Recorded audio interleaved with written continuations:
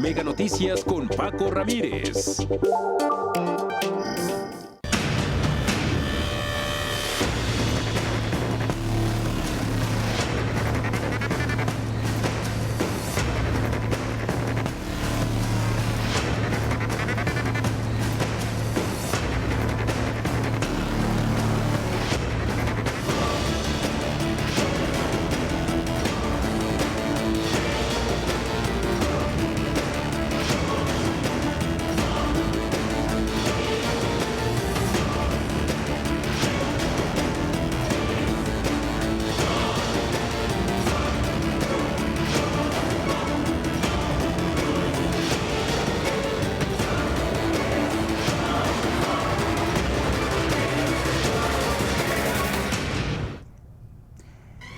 Este domingo tenemos una cita en las urnas. Nada está resuelto hasta que todo esté contado, así que hay que ir a votar. El próximo domingo podríamos estar narrando la victoria de la primera mujer en la historia de México. De ese tamaño es lo que se va a escribir el domingo en las elecciones. Sin embargo, los picos de violencia es lo que ha marcado la agenda en las campañas políticas y el papel del narco en las urnas es un reto para las autoridades, al igual que el mal tiempo por calor o por frío, por la logística. Es una elección gigantesca. Pero más allá de la polarización y la violencia, necesitamos instituciones fuertes, confianza en las autoridades electorales, respeto a las reglas del juego y, por supuesto, a los resultados y los ganadores. No se trata de un candidato o candidata, se trata de nuestro estado, del país. Estamos hablando de la democracia mexicana, de la transición pacífica. Salgamos a votar. Vámonos con Jorge Chaparro y los datos duros.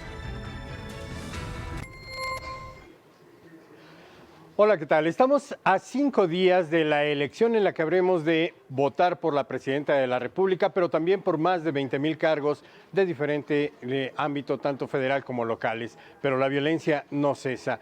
Ya suman 32 los candidatos asesinados en lo que va del proceso electoral que inició el pasado 7 de septiembre. El fin de semana, Bernardino Martínez, candidato de Morena a la presidencia municipal de Huautla de Jiménez, Oaxaca, fue atacado por un grupo armado mientras viajaba en una camioneta hacia la presidencia municipal.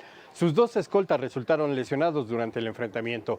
Y como estamos en los últimos momentos en que los políticos deben decidir su camino, pues Alejandra del Moral, sí, la candidata del PRI que perdió por primera vez el Estado de México para el feudo tricolor, pues renunció a su militancia y se va con Claudia Sheinbaum, sin formar parte de su equipo ni del partido Morena. Se va, pero no se va. ¿O cómo? También el exportero del América, Adrián Chávez, decidió terminar su candidatura a la alcaldía Xochimilco por Movimiento Ciudadano y salió con el aspirante a jefe de gobierno de la Ciudad de México, Santiago Taboada, del PAN, PRI y PRD. Y en Yucatán, la abanderada del PRD a la gubernatura, Yasmín López, conocida como Tina Tuyub, declinó a favor del aspirante de la coalición Sigamos Haciendo Historia, Joaquín Guacho Díaz Mena. Junto con Tina Tuyub renunció Eduardo Sobrino, exdirigente del PRD estatal. Así las cosas, a unas horas de que se lleve a cabo la elección, hay que recordar que el miércoles a la medianoche deberán cesar todos los actos proselitistas de todos los candidatos para abrir un espacio de reflexión ciudadana que se termina el domingo a las 8 de la mañana, cuando todos los mexicanos acudiremos a las urnas para elegir el destino de nuestro país. Ese mismo día podremos conocer a quién será la presidenta del país, por supuesto a los 9 gobernadores en disputa y los diputados y senadores que nos habrán de representar. Entre otros muchos cargos, no se despegue de las plataformas de Mega Noticias para estar bien informado. La información que tengo, volvemos al estudio contigo. Gracias, Jorge. Le doy la bienvenida a Luis Carlos Ugalde, director general de Integralia Consultores. Como siempre, es un gusto. Bienvenido. Igualmente, Yoli, muchas gracias por invitarme. ¿Cómo llegamos al día de la elección? El presidente decía que era como un referéndum. ¿Realmente es así o cómo llegamos a este 2 de junio? Sí, la elección se ha convertido en un referéndum porque López Obrador así lo planteó, ha polarizado el ambiente del país y efectivamente es una elección a favor de la continuidad o en contra de la continuidad. De tal forma que así vamos a las urnas. Esto significa varias cosas. Una de ellas es que se ha convertido en la elección más inequitativa de la historia de México porque López Obrador, para hacer esto un referéndum sobre su persona, ha violado la ley, se ha entrometido y ha generado una enorme desigualdad en la competencia electoral. No obstante ello, yo percibo que la elección se ha tornado más competida y que probablemente sea mucho más competida de lo que las encuestas predicen, Yoli. Mucho más cerrada, no solamente en la presidencial, también en algunos estados, porque al final también nos dan las claves de qué tan bien o qué tan mal lo ha hecho el partido Morena a nivel local. A nivel local yo creo que va a haber incluso más competencia que a nivel federal porque ha habido muchos gobernantes de Morena que han dado muy malas cuentas. Pongo dos ejemplos. Uno es Veracruz, donde Cuitlahua García es uno de los gobernadores peor evaluados del país, que ha generado una enorme frustración y enojo en la población de Veracruz. Y otro es Cuauhtémoc Blanco en Morelos, que es también uno de los peores gobernadores evaluados. En esas dos entidades la oposición tiene posibilidad de ganar justo por este mal desempeño y además porque en el caso de Veracruz, por ejemplo, la oposición postuló a un buen candidato que es Pepe Yunes. De tal forma que a nivel local podemos ver sorpresas de que por primera vez Morena empieza a perder elecciones estatales por el mal desempeño de sus gobernantes. Y a nivel legislativo también está en juego diputados, senadores y esta transformación de fondo que podría llevar en todo caso a los planes para desmantelar, por supuesto, los organismos autónomos, pero también el reparto de poderes, también la representación, la independencia de los poderes legislativo, el ejecutivo y por supuesto el judicial. Sí, es muy difícil que Morena se pueda llevar la mayoría calificada. Nosotros pensamos en integrar a consultores que Morena y sus aliados se quedaran lejos de esa mayoría calificada, lo cual significa que difícilmente podrán cambiar la Constitución. Sin embargo, hay un tema que hay que tener en mente.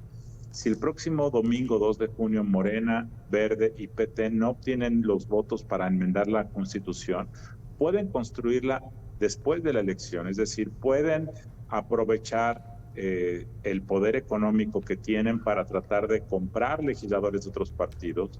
Ya lo hicieron en 2018, cuando ganó Morena en 2018, tuvo 191 diputados el día de la elección, pero 2 meses después tenía ya 246. ¿De dónde lo sacó? Pues se engulló a buena parte del Partido Verde, que en aquella época no era aliado de Morena, se engulló a algunos diputados del PRI, del PRD, y así armó una mega mayoría que no obtuvo en las urnas.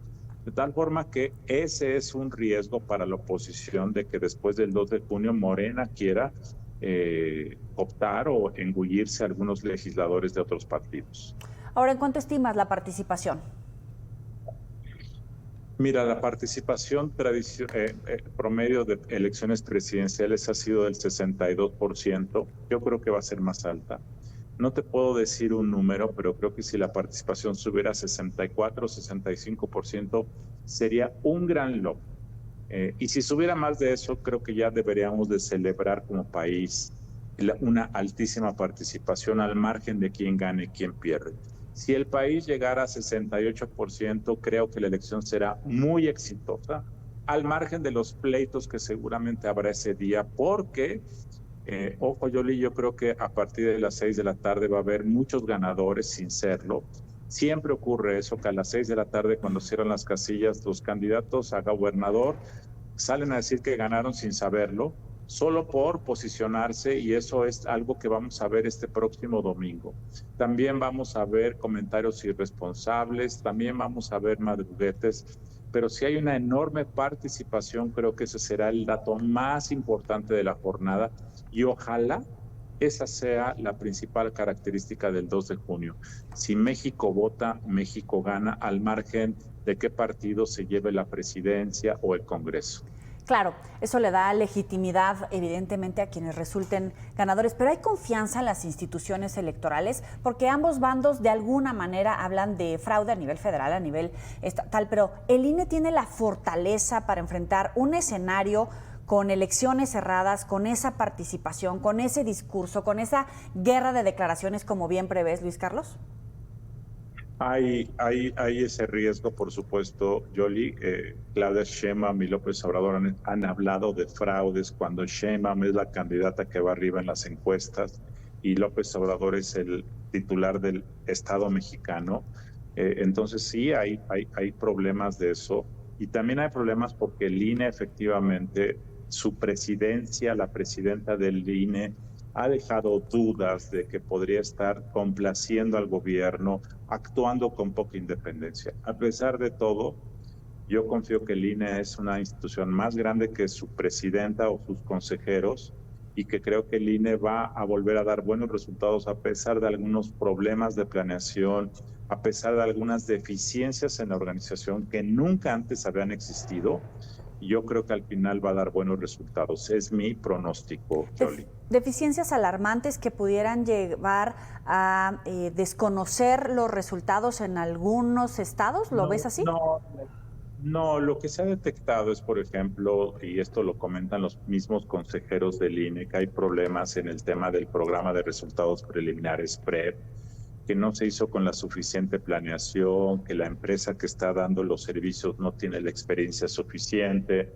También se comenta que los salarios que se les pagan a los capacitadores electorales, que son quienes han capacitado a los que van a ser funcionarios de casilla, han causado muchas renuncias en estos últimos meses, que no han tenido la indumentaria para hacer su trabajo y que eso puede llevar a algunos errores el día de la jornada electoral.